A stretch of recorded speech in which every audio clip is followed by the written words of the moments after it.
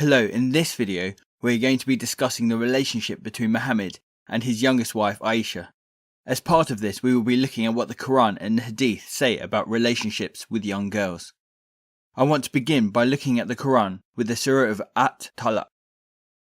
Ayah 4 talks about the iddah, which is the prescribed period of time a woman has to wait between marriages, for example if she is divorced from her first husband or if he dies. The purpose of this rule is to make clear who the father of any child is.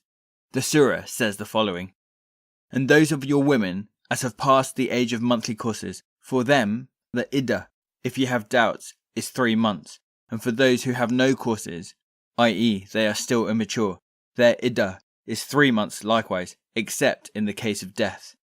And for those who are pregnant, whether they are divorced or their husbands are dead, their iddah is until they deliver." The key thing here is a waiting period is given for someone who has not as yet hit puberty and has not had their first period.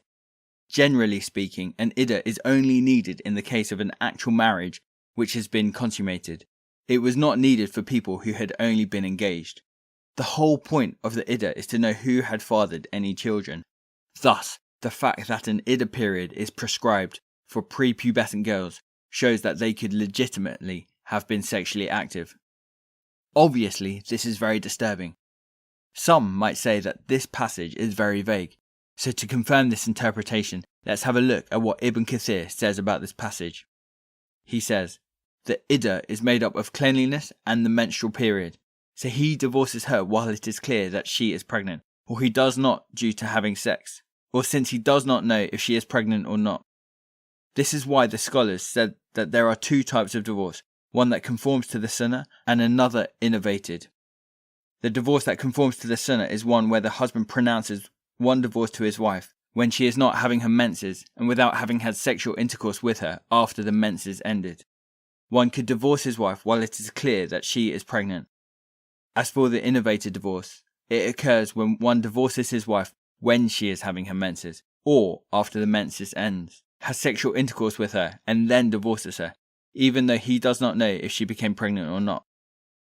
There is a third type of divorce, which is neither a sunnah nor an innovation, where one divorces a young wife who has not begun to have menses, the wife who is beyond the age of having menses, and divorcing one's wife before the marriage was consummated. What we have here has a number of worrying features. Ibn Kathir confirms that you can divorce a young wife while she is prepubescent, that is to say before she has begun her menses. In this case, an iddah period is prescribed, implying that there had been sexual activity. Tabari, who writes the second most respected commentary on the Quran, agrees with this interpretation of the ayah.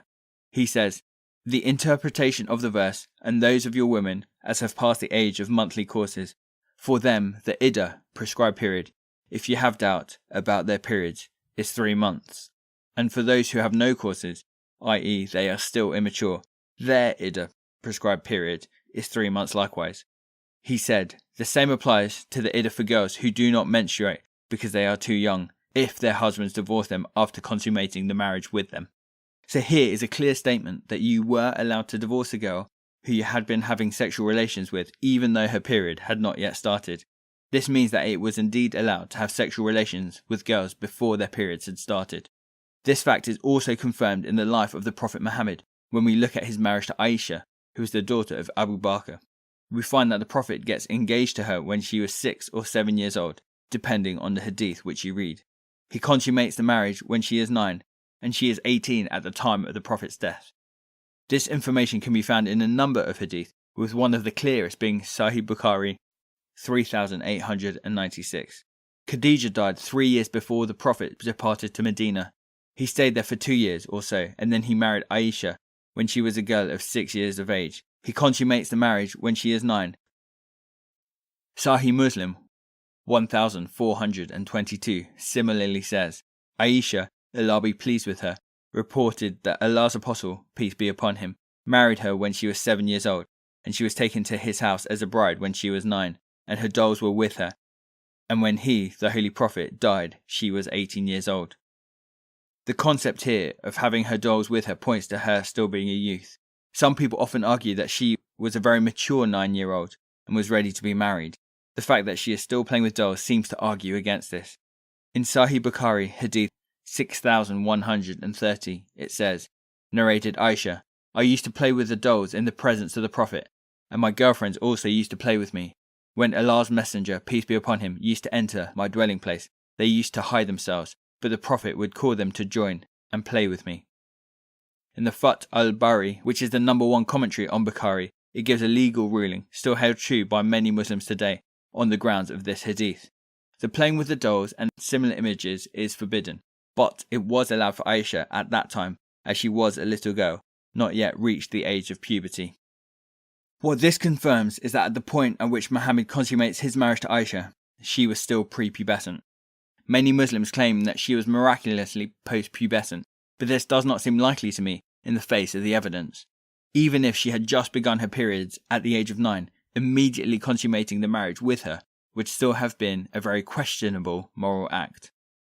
The evidence supports that Mohammed had sex with Aisha when she was 9 years old, and this was allowed under Islamic law. Let's look at some other evidence for this from Tabari's history. My mother came to me while I was being swung on a swing between 2 branches and got me down. My nurse took over and wiped my face with some water and started leading me. When I was at the door, she stopped so I could catch my breath. I was brought in while Mohammed was sitting on a bed in our house. My mother made me sit on his lap. The other men and women got up and left. The Prophet consummated his marriage with me in my house when I was 9 years old. Neither a camel nor a sheep was slaughtered on behalf of me. So we have Aisha taken from a swing in the garden and made to sit on Mohammed's lap and have sex with him when she was 9 years old. This began her formal marriage to him. Note the presence of her nurse, further confirming that she was a child at this time. A similar story is found in Sahih Bukhari, where it says, narrated Aisha, the Prophet, peace be upon him, engaged me when I was a girl of 6 years. We went to Medina and stayed at the home of Bani al-Harith bin Khazraj. Then I got ill and my hair fell down. Later on my hair grew again, and my mother, Ruman, came to me while I was playing in a swing with some of my girlfriends. She called me and I went to her, not knowing what she wanted to do to me. She caught me by the hand and made me stand at the door of the house. I was breathless then, and when my breathing became all right, she took some water and rubbed my face and head with it. Then she took me into the house. There in the house I saw some Ansari women who said, best wishes and Allah's blessing and a good luck. Then she entrusted me to them and they prepared me for marriage. Unexpectedly, Allah's apostle came to me in the forenoon and my mother handed me over to him. And at that time I was a girl of 9 years of age. Once again, a very similar story of Mohammed coming and claiming Aisha at the age of 9 and then them beginning their married life. So for me, these stories combine to paint a very alarming picture of Mohammed having a sexual relationship with Aisha when she was a child, and he allowed such relationship for his followers. To this day, many of Mohammed's followers argue that the age of consent should be 9 years old. I will include some examples of this in the links below. For example, a Pakistani religious council has argued the age of consent should be 9. A number of conservative scholars around the globe have continued to argue this. This is all very alarming, irregardless of whether a girl has reached puberty or not. By the age of 9, she is still not ready for marriage and for sexual relationships. For me, this is one of the strongest incidents that point to Mohammed not being a prophet from God.